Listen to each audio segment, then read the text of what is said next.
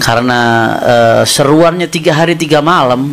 Nah, jadi kami persiapannya 5 hari 5 malam ini bahannya. Kita kembali penyimpangan pertama, kita udah sepakat ya, ternyata ulama itu, ratusan ulama itu yang dulu sudah benar, mereka tuh nggak meleset, sudah betul. Tapi kenapa kok Imad bisa begitu yakin hanya dia yang benar, semua ulama salah? Sehingga dari sini kita bisa kesimpulkan sudah jelas-jelas dia yang menyimpang. Salah satu tadi itu diantaranya dia mengabaikan dan menabrak tatanan ilmu nasab. Saya tadi udah tegaskan masalah syarat sezaman yang itu merupakan syarat mutlak kata Imad dan kawan-kawan, itu adalah syarat yang dibuat-buat. Kalau ada kitab sezaman, ya boleh-boleh saja, bagus-bagus saja. Tapi itu bukan syarat mutlak yang kemudian karena nggak ada kitab tersebut lalu dianggap nasab tidak tersambung. Tadi kita sudah uraikan panjang lebar, saya kira yang masalah itu sudah tuntas. Kemudian di antara kaidah nasab berikutnya yang diabaikan, saudara Imad ini selalu mengatakan nasab habaib ba'lawi mardudun batil, tertolak, batal. Oh, bahkan mustahil. Mustahil tersambung. Nah, ini nih lagi-lagi hal ini timbul karena mengabaikan klasifikasi nasab menurut ulama nasab. Ini penyimpangan terkait ilmu nasab juga. Kalau orang paham ilmu nasab, ini basic sekali, hampir di semua kitab teori nasab ini yang dijadikan rujukan oleh Imad disebutkan ya, nasab itu ya setidak-tidaknya ada beberapa klasifikasi, ada beberapa perincian, saya ambil secara global. Setidak-tidaknya ada 4 bagian. Ada yang namanya nasab sahih atau nasab thabit. Nasab sahih ini adalah nasab alladzi ta'akkada thubutuhu bisilsilatin sahihah. Nasab yang telah dipastikan kebenarannya melalui rantai yang sah, ya, mujma'un ala sihhatiha min qibalin nassabin al-muhaqqiqin, yang disepakati keabsahannya oleh para nasabah yang muhakkik. Di sini maksudnya disepakati setiap nasabah yang membahas nasab tersebut menganggap sah. Nah, kalau yang nggak bahas ya layun sabuli sakitin qaulun, kalau yang nggak bahas ya berarti dia nggak ada pendapat. Ini kita bicara setiap ulama nasab yang ngebahas nasab tersebut menganggap itu sah. Nah, itu nasab yang seperti ini dianggap sebagai nasab sahih atau disebut juga sahihun thabit.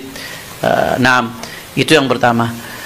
Dan para ulama dengan kesaksian mereka mengatakan nasab ba'lawi termasuk kategori ini karena semua nasabah yang bahas nasab ba'lawi menganggap ini nasab sah. Nggak ada satupun nasabah yang bahas nasab ba'lawi kemudian menganggap nasabnya tidak sah, sehingga dia masuk kategori yang pertama. Kemudian yang kedua ada nasab masyhur. Saya kasih ringkasnya, singkatnya. Nasab masyhur ini adalah nasab yang terkenal, syuhra wal istifadhah di kalangan banyak orang, ya, apalagi di kalangan kabilah itu sendiri. Hanya saja sekelompok orang yang sudah masyhur ini nggak tahu cara ketersambungannya bagaimana. Misalkan contoh, ada sekelompok orang yang memang sudah dikenal secara turun-temurun sebagai Al-Husaini misalkan, tapi ini nggak ada yang ingkar mereka ini keluarga Al-Husaini, tapi amudun nasabnya, silsilah nasabnya itu sulit untuk ditemukan data ketersambungannya di tengah kepopulerannya. Atau contoh, ada satu keluarga terkenal turun-temurun sebagai Ali Drus, tapi nggak ada amudun nasab yang bisa diverifikasi yang dipastikan itu Ali Drus. Untuk Ali Drusnya itu ke Sayyidina Abdullah Ali Drus nyambungnya dari mana? Fulan bin Fulan bin Fulan bin Fulan. Nah, itu nggak lengkap.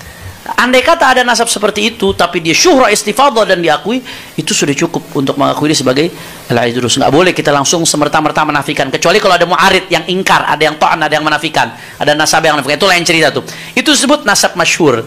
Jangankan nggak disebutin sumbernya, jangankan salah satu nggak disebutkan, ini nggak ketemu jalurnya, tapi karena syuhra istifadhah masih diakui tetap. Nah, begitu juga yang ketiga, tingkatan yang ketiga ini nasab yang makbul. Nasab makbul yang seperti apa? Makbul itu alladzi athbatahu qaumun min nafsil qabilah alladzina hum ashabus syan wa nafahu qaumun min nafsi tilkal qabilah fal itsbat wan nafi fihi mutasawiyan. Maaf saya interupsi Habibna.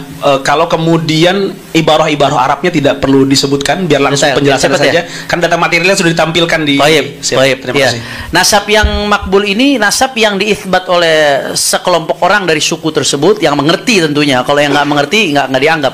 Kemudian dinafikan oleh sekelompok lain. Jadi ada tarik, ada yang mengitsbat, ada yang menafi. Itu masih disebut makbul, masih bisa diterima. Ada ikhtilaf antar nasabah, itu nggak langsung semerta-merta mardud. Ini kalau kita mau pakai logika Imad, terlepas dari logika tersebut salah, Andai lau salamna syajarah mubarakah tuh yang dianggap mu'arid itu nafi. Satu, itu nafinya bukan dari nafsul qabilah. Yang kedua, andai pun mau dianggap mu'arid, andai dia mau anggap seandai, itu iftirat, jangan dipotong. Ini iftirat. Andai kata ada satu nasab mukhtalafun fi, itu masih disebut makbul. Nggak boleh langsung semata-mata disebut mardud. Apalagi kalau nggak ada yang ingkar seperti nasab Ba'alawi. Makanya disebut sahih oleh para ulama.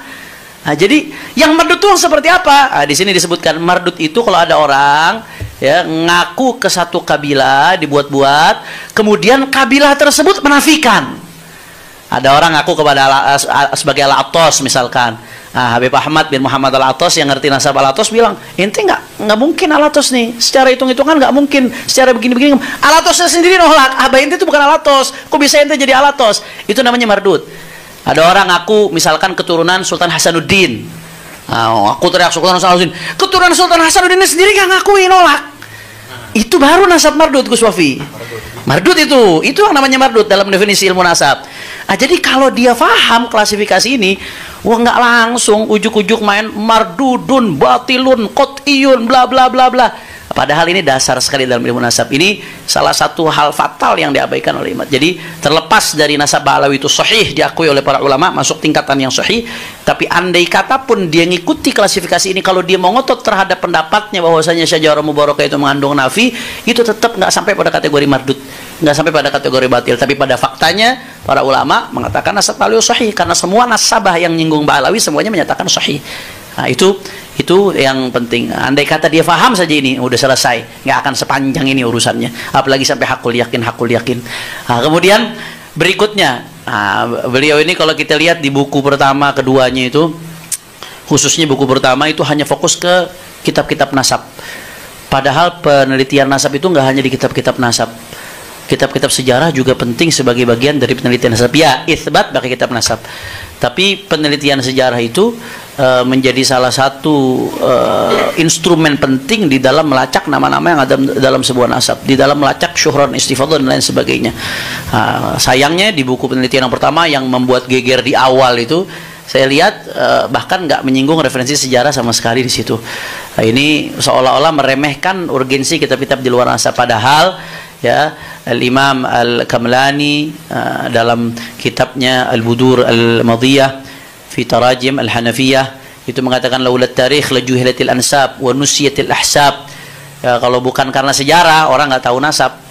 Nasab itu bahkan bagian daripada ilmu sejarah. Mengabaikan kitab-kitab sejarah dalam penelitian nasab itu sesuatu yang sangat-sangat fatal, apalagi langsung mengambil kesimpulan dini dan langsung digembar-gemborkan.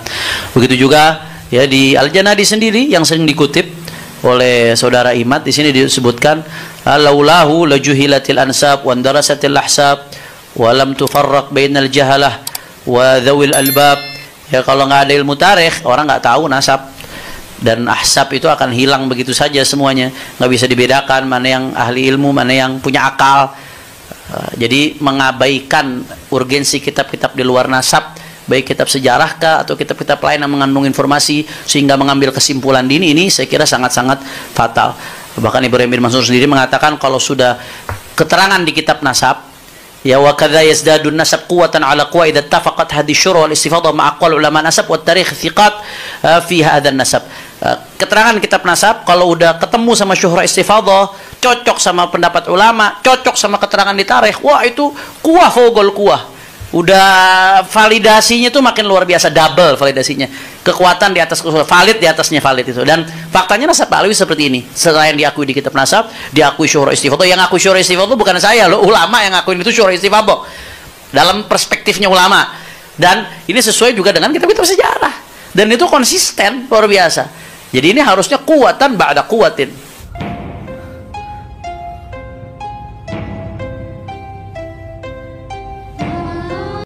Assalamualaikum warahmatullahi wabarakatuh. Alhamdulillah rabbil alamin.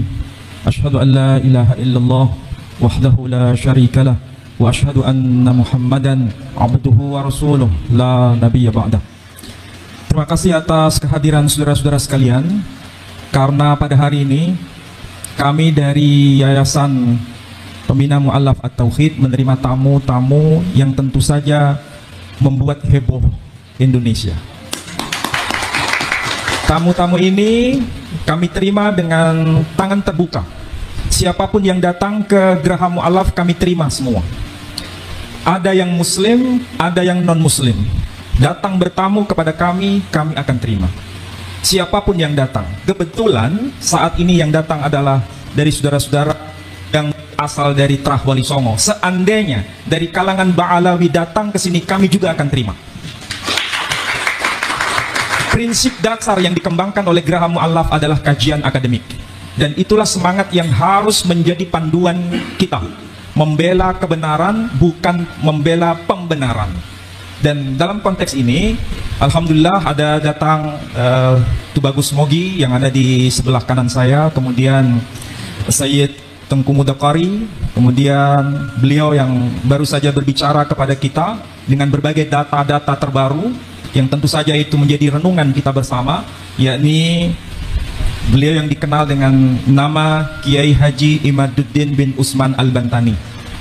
Kemudian ada juga Kiai Pleret atau Gus Fuad Pleret yang senyumnya membuat kita semakin terkesima, dan juga Kiai Nur Ikhya yang sangat halus bahasanya, sangat santun tutur katanya, yang membuat kita sangat sulit untuk menolak apa yang beliau katakan.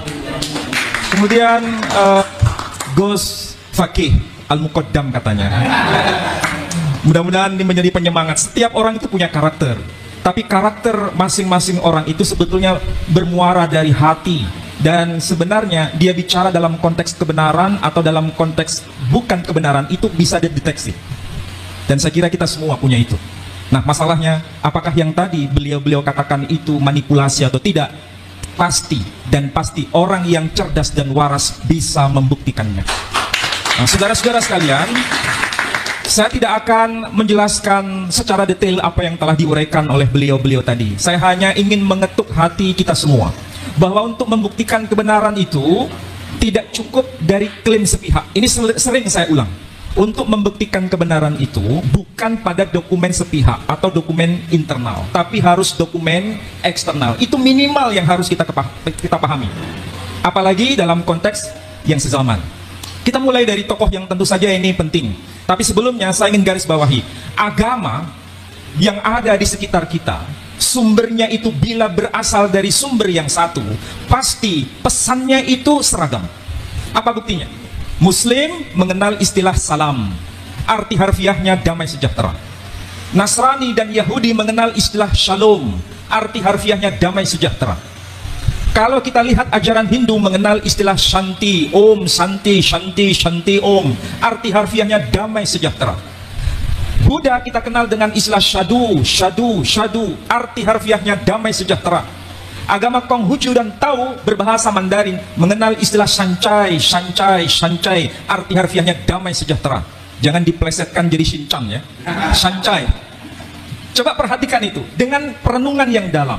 Mengapa muncul istilah salam, shalom, santi, sadu, sancai? Membuktikan bahwa sumber agama itu merujuk pada zat yang mutlak yang satu itu dalam bahasa yang berbeda. Tapi simbolnya jelas. Di situ kalau pakai bahasa anak milenial sekarang pakai simbol huruf S supaya gampang dipahami. Ini menandakan kalau sebuah agama, sebuah ajaran menyimpang dari ajaran yang menebarkan damai sejahtera, patut dicurigai apa itu sebenarnya yang diajarkan. Jadi semangat agama ke sana sebenarnya. Nah, dari sisi ini kita mulai lihat tokoh yang sering kita kenal. Kita mulai dari Al-Quran saja sebagai bukti internal. Karena kita Muslim pasti nahnu abna'ud dalil. Kita ini putra-putra orang berdasar pada dalil. Apa yang dikatakan Quran? Ibrahim berkata, dan itu ditegaskan dalam Al-Quran. Alhamdulillahilladzi wahabali 'alal kibari Ismaila wa Ishaqa inna rabbi lasami'ud du'a. Segala puji bagi Allah yang menganugerahkan kepadaku di masa tua, yakni Ismail dan Ishak. Ini tercantum di surah Ibrahim. Perhatikan tuh baik-baik. Bukan bermaksud saya menggurui beliau, tapi ini coba kita resapi maknanya. Kenapa tercantum di surah Ibrahim menjelaskan Ismail dan Ishak? Ini dikuatkan dengan bukti eksternal. Sekali lagi, siapapun yang berhujjah hanya berdasarkan bukti internal cukup berlaku bagi kelompoknya sendiri. Tidak perlu memaksa kelompok lain. Tapi kalau ingin diakui sebagai hujjah yang kuat, maka hadirkan bukti eksternal itu. Bagaimana bisa dibuktikan data eksternal? Sebagaimana yang disampaikan dalam Quran, kita bisa lihat dari Alkitab atau Bible, atau orang Yahudi menyebutnya kitab Tanakh, dari kata Torah, Nevi'im, Ketuvim. Dalam kitab itu disebutkan, tentu bukan dalam bahasa Arab, disebutkan apa? Bnei Avraham, Yitzhak wa Ismail. Anak-anak Ibrahim ialah Ishak dan Ismail. Ini sudah menjadi bukti. Ada bukti eksternal. Maka bagaimanapun caranya, kebenaran itu semakin terungkap bahwa ini bukan tokoh fiktif Ibrahim itu, karena ada bukti eksternal. Nama Ibrahim asalnya dari kata Abram. Jadi nama aslinya itu Abram. Abram ben Terah ben Nahor. Kemudian berubah namanya menjadi Abraham. Quran sendiri boleh membaca dengan nama Ibrahim. Makanya salah satu qiraah sab'ah, ayat yang berbunyi Bismillahirrahmanirrahim. Wa idh yarfa'u Ibrahimul qawa'ida minal baiti wa Ismail Rabbana taqabbal minna innaka antas sami'ul alim. Jadi boleh dibaca Ibrahim, boleh dibaca Ibrahim. Ini kalau kita kaji dari sisi linguistik, dirosah lisaniyah atau kajian kebahasaan. Dari Abraham menjadi Ibrahim itu ada lompatan. Maka supaya tidak melompat, perlu mediator, bahasa yang menjadi pengantar dari perubahan bahasa Arab ke bahasa Ibraninya atau sebaliknya. Dari Ibrahim ke Abraham, kita ketemukan nama Ibrahim. Logikanya dari Abraham, dari kata Ibrahim dan menjadi kata Ibrahim, ini pasti merujuk pada tokoh yang sama. Dan nama Abraham sekali lagi dari kata Abram. Kata Abram ini juga ditemukan dalam kitab saudara kita yang lebih tua. Apa itu? Agama Hindu. Kitab apa itu? Kitab Bhaviswa Purana. Disebutkan nama Abiram, puter Terahan, puter Nahoran. Sementara dalam kitab-kitab klasik Islam disebutkan Ibrahim bin Tarih bin Nahur. Dari tradisi Yahudi, kitab Talmud ataupun Alkitab atau disebut Bible menyebutkan Abraham bin Terah bin Nahor. Jadi disebut nama Abiram, Abram, Ibrahim, Abraham, tokohnya bukan tokoh fiktif. Karena apa? Ada data-data yang lengkap, bukan sekedar data internal tapi data eksternal. Ada data yang lebih senior, ada data yang lebih terakhir. Semuanya itu kalau dikumpulkan merujuk pada fakta, bukan fiksi. Ini cara kita berpikir waras dan sehat. Kecuali kalau berpikir yang tidak waras, hanya klaim sepihak. Jadi siapapun yang mau jujur mengakui kebenaran, pasti tidak bisa menolak apa yang saya katakan ini. Apalagi kalau dihubungkan dengan tradisi yang lebih luas lagi. Tadi sudah disinggung, misalnya, apa betul Bani Jawi itu ada kaitan dengan Ismail, ada kaitan dengan Ibrahim. Ternyata data ini juga dikenal dalam historiografi Nusantara sendiri. Tokoh Aji Saka itu bukan hanya diakui di kalangan orang Jawa. Orang Sunda juga mengenal itu, Aji Saka. Kalau di Jawa menyebutnya Aji Soko. Di Madura juga mengenal itu, nama tokoh itu. Dan kalau yang manuskrip yang Jawa menyebutkan bahwa orang Jawa itu dikenal dengan sebutan Bani Jawi, tapi dalam makna sempit, bukan dalam makna lebih luas. Dan disebutkan wayahipun Nabi Ismail.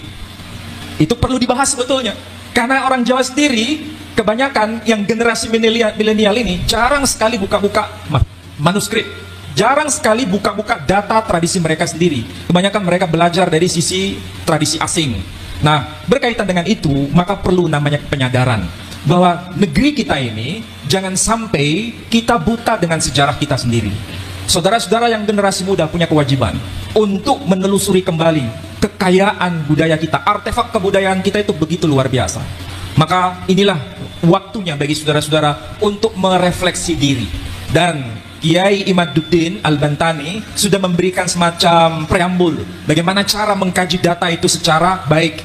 Ada plus minus itu pasti, tetapi bukan berarti kita ini tidak mau baca. Masalahnya masyarakat kita ini tidak mau baca.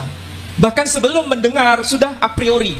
Bahkan karena terlalu tradisi itu begitu mengakar lama, sehingga ketika menemukan sesuatu informasi yang sepertinya asing dianggap sebagai yang salah. Akibatnya apa? Ini doktrin. Agama itu tidak hanya dalam konteks doktrin, tapi juga pertanggungjawaban ilmiah. Saya yakin saudara-saudara yang ada di depan saya dan para ulama yang ada di samping kanan dan di samping kiri saya ini punya kewajiban moral untuk memberikan penyadaran kepada anak-anak muda, kepada bangsa besar ini, supaya beragama bukan sekedar doktrin, apalagi halu itu sangat-sangat tidak berkenan.